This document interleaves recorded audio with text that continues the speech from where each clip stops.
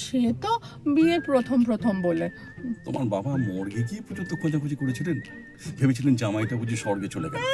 এখন আর কেউ খুঁজতেও যাবে না। আরে যাবে যাবে, খুঁজবে ঠিকই, তবে আমাকে নয়, ওই আলমারির কাগজপত্র সবটাতে ঠিক মতো নমিনি আছে কিনা বই গেছে তোমার টাকায় হাত দিতে।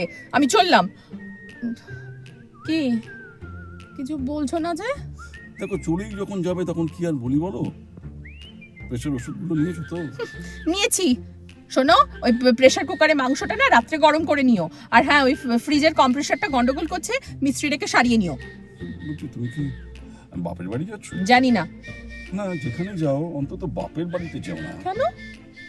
ভদ্রলোক আমোদে মানুষ, সবাই রিটায়ার করেছেন, ওনার শান্তিতে ব্যাঘাত ঘটবে না। আমি আমি বাপের বাড়িতে গেলে বাবার শান্তিতে ব্যাঘাত ঘটবে? ঘটবে না?